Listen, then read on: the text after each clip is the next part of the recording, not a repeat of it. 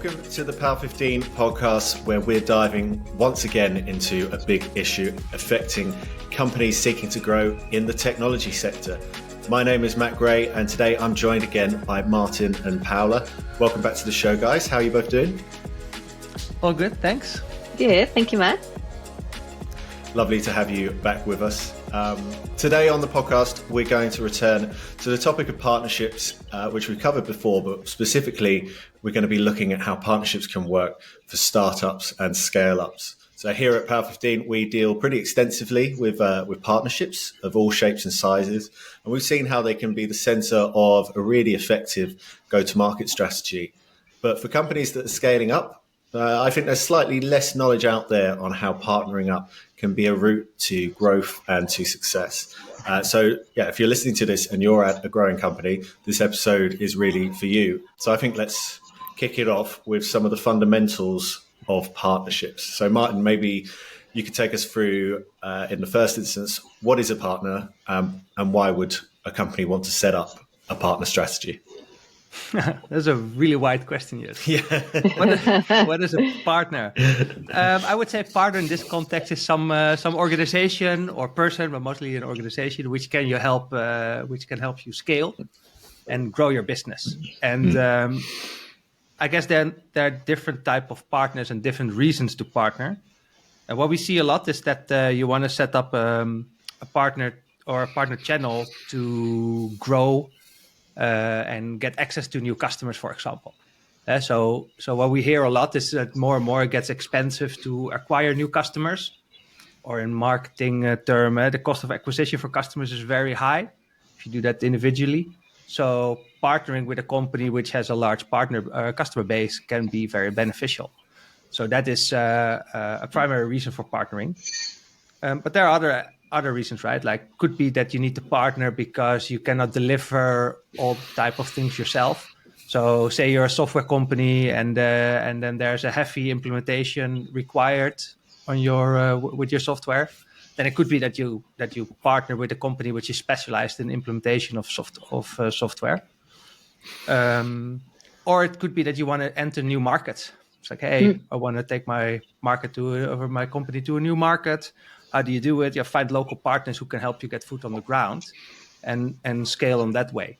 And one of the benefits there is also typically in this, that we see that a lot, is that especially software companies, they tend to be a more technical selling. So they're very product focused. And then a partner can help you change the dynamics of those conversations. So rather than talking then to the product people in the company, you talk to more business people, or the partner can help you talk to more business layers in the company, which then could facilitate or speed up the deal making. So many different reasons for partnering, and it also means that there's a lot of different partners. So you have companies which they just want to resell a solution, so they're resellers. You have these solutions these partners which really want to just implement and integrate your software into end user stack, as they call that. So the Accentures of this world, they try to bundle as much software as possible in order to solve a customer's problem. It's very specific. Then you also have these consulting partners, the likes of PwC and EY or KPMG, which they are very much around advising their customers how to do a certain practice. And then as part of that, they can suggest certain software. And every of those partners, they probably also require a different strategy. So long answer to a question, what are partners? So there are many different type of partners and different type of shapes of partnership. And then one question we hear a lot is like, hey, when is a partnership? How do you approach a partnership strategic? And I think most of the partnerships, they don't start strategic. They end up being strategic because they're so important.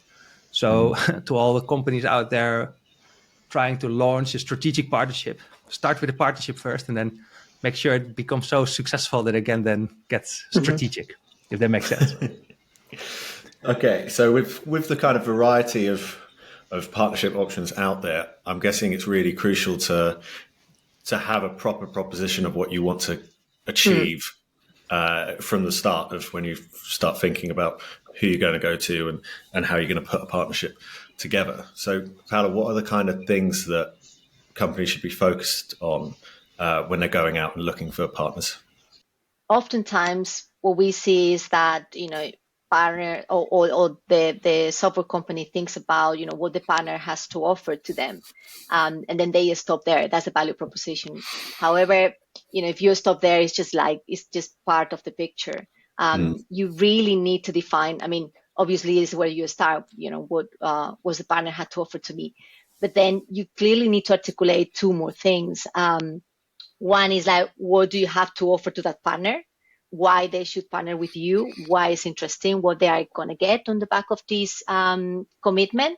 But then equally, at the end of the day, you're creating a joint proposition, and then there needs to be somebody that is interested in that new solution. So you also need to define what is the end customer going to get on the back of this new partnership. Again, when it comes to the partner proposition, there are different elements that then you probably have to offer to them. They might open new revenue streams by partnering with you. It could be that they might be able to expand their service portfolio. But then whatever it is, I think it needs to be clearly defined, clearly articulated, and then kind of like, put together with them. So yeah, I think when defining those propositions in a nutshell, just don't forget, think about what is in it for you, but then don't forget what's in it for the partner and then for the end customer.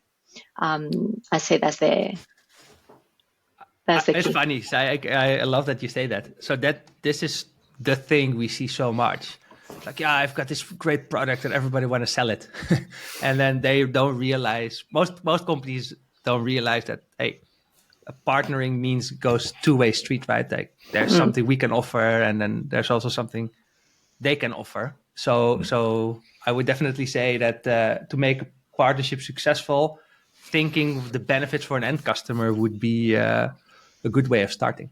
You were discussing just at the beginning, you were making a point on, probably will become a strategic over time. I think that's also important to highlight. A partnership, it doesn't happen on its own, and it doesn't happen overnight. So I think it's important to work on that, to have that commitment from both sides, and then defining it as it goes. Yeah, which is funny because when I think about it now, depending on the type of partner you want to partner with, every partner has its own earnings model too, and their own business model. So as part of your proposition exercise, probably you also need to consider, hey, how do they actually make money on top of this? And there's so many different forms and shapes of that. So like I said before, the KPMGs and the EYs of this world, they still primarily are driven by hourly fees, right? So you can have an amazing software solution, and these are amazing partners to build a practice around. For example, they can help with all the governance or the training or the practice around it and build it out. So that is one. There's also these reselling partners, and their earnings model is taking just a percentage of your fee or of your percentage of your revenue stream, and then you need to be willing to give that away. So as part of your proposition, really think about, hey, how do the financial incentives align? Because ultimately, everybody's in it for the money. So it sounds very harsh, but then that is the harsh reality of this world, I guess. Yeah, interesting. I suppose really need to think carefully about that trade-off between what you can offer and what you need to offer in return. That's definitely clear. So then when you've got this kind of proposition in place, if you thought about that kind of stuff, how do you then turn it into a success? Is it a case of kind of cultivating it over the long term? Because I imagine it's not something you just go, here's the proposition, release that into the world, and that'll all work out, right? No. Making partner a long-term success, there's a couple of stages through there. But I guess it's also a lot of attention. So you need to pay attention to it. So one of my first tips would be have somebody then dedicated, responsible for partners. And for small organizations, this is always a challenge. Like, we're now 50, 60 people. We have now 3-4 partners. Can we afford hiring one person dedicated for partner? Yeah, I would say yes, because if you do partner well, there will be a significant lift off. But at one point, somebody needs to manage it and push that. And so having one person responsible for it works.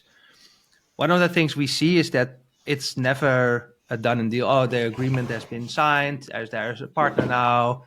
Put out a press release, put it on the websites, put it on LinkedIn, and done. This is not how it works. So you need to spend time on training and educating your partner, regardless of which type of partner it is, right? You need to guide them, you need to help them. Probably you'll need to join the first sales meetings, making sure they tell the right story, that they sell that, and that's easy to forget. And then one phase further, once you have that person in place, when you have a couple of these partners, at one point you also need to have some sort of a program around it, because you cannot have separate agreements with every partner individually, making random deals. Yeah. So there needs to be just partner programs. Okay, what's the support you're gonna get? If you're a super good partner and you sell a lot of services, then do you get extra benefits or not? Is there some sort of tiering in your partnership? What type of financial models are there to support that part? How much training can I provide you? So do we go to customers together? Do we do mutual marketing campaigns together? All these type of things, at one point you need to sort of programmatize. So having a proper partner plan and partner program in place is not a bad thing to start thinking about early on already. Even though it sounds like, oh, there's a lot of hassle. Yeah, probably it is, but it will work. The most difficult thing is changing a partnership once it's already started, right? So you need to do these things a little bit upfront. Probably, you going from a startup to scale up, and then is the first time that you're going to, to look at partners to grow. What we see quite often, like before setting up the partner program, is beneficial to start on one-to-one engagements and then learn from there. It's kind of like create that blueprint, and then before moving to, to one-to-many kind of like approach. Because again, I mean, what works for a company doesn't necessarily work for another one. So it's key just to test and learn and then scale. Yeah, partnering is also not for everyone, because sometimes the service or your software solution doesn't really allow for partnering, and then it's very opportunistic. It's like, oh yeah, but for me it's handy if they give all these leads away. Yeah, that's also not how it works, right? Again, we've discussed it before, but when I stress that out one more time, you really need to think in a sort of in a mutual way, which then also requires mutual time spent on things. And then also, like, how do you measure partner success? Like, is that one deal? Is that 3 deals? Is that an X amount of revenue? Is that a commitment? Is that a number of events? In order to make this partnership successful, also have clear commitment up front, because otherwise no one knows why you're doing the thing. So have clear commitments, have clear KPIs or OKRs set for partnerships, and then measure on that, and also dare to ask for some sort of commitment. I think alignment is also key. If take two to tango. So you might see this other company as like having a great potential, but then again, if they are not willing to commit, it takes time and it takes resources. So it might be, and it might have that potential, but perhaps maybe sometimes is better to partner with someone that might have less potential on paper, but then they're willing to commit, they're willing to put the time, willing to put the resources, the teams are aligned, and it's just like willing to work together, and that sometimes is subtle. So I think it's important, it's important to just to to see what it looks like on the ground. That's interesting, right? That's one of the biggest red flags you can have. It's like, there's so much potential in this partnership, and then they're really and then we as a software company really want to work together with them, and then there's no commitment from their side, and then that's also where we've seen so many partnerships go wrong, because if you spend a lot of time and resources, money, dedicated attention on a certain partner, and it doesn't work, and you lose a lot of momentum, time, money. So for sure, one of the things, finding an internal sponsor or hero who really want to drive this with you, I think is very important. At the same time, also be aware that if that sponsor would ever leave, let that not end your partnership. And I think also that we have seen a lot. This one person was really keen on us, and he left, and now we don't have a partner anymore. Yeah. So it's fine as a partnership starts with one person, but then make sure that you also expand your network within that organization, because otherwise you might end up with empty pockets after all. Yeah, can't hinge on one internal guy. It's kind of like formalizing that as well, right? Like just making sure from the get-go the strategy is clear, the proposition is clear for both parties, it's clear for the end customer, but then it's clear, how this starts and how this is going to follow, regardless of perhaps that person that then brought us in, right? So a lot of partnerships, they start with these proof of concepts, and we want to see that this solution works, which totally makes sense. I mean, nobody is going to partner or put big bets on something they haven't seen in action. So that's perfectly fine. But what you then see is that there's no clear commitments or clear sort of success definitions defined for when the proof of concept is successful. And then you end up with a demo. It's like, we've had this solution work for 6 months. It actually works really well. Okay, what's that next? We'll test another version of competitor perhaps. Yeah, but then that's not the idea of a proof of concept, right? The proof of concept is like, okay, if this works, which is measured by X, Y, Z, if that works, what's next? You can already define these type of things up front, which is also then giving you some sort of form of commitment up front. So and then it's very easy if you're a smaller company and you're dealing with a big telco or a big enterprise customer. It's very difficult to push back a little bit, but then I would urge every founder out there to do so, because if you don't, you end up in all these type of in the maze. Yeah. The swamps of business. Somewhere no one wants to get stuck, I'm sure. But I think that's great, guys. Thank you so much for sharing all of that insight. I think that's about all we have time for on this episode of the podcast. So Maarten and Paula, thank you for joining us. Thanks. You. And I have so many topics here, so we could do these deep dives on any of these individual topics, because there are so many learnings here to share.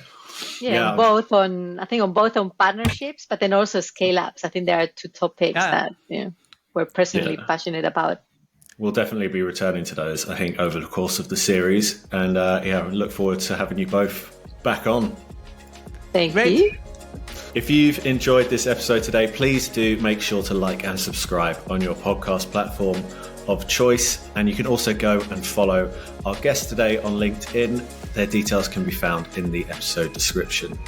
And if you're interested in how Paal15 is helping businesses create their own effective partnerships, check out paal15.com. Thanks for listening. We'll see you next time.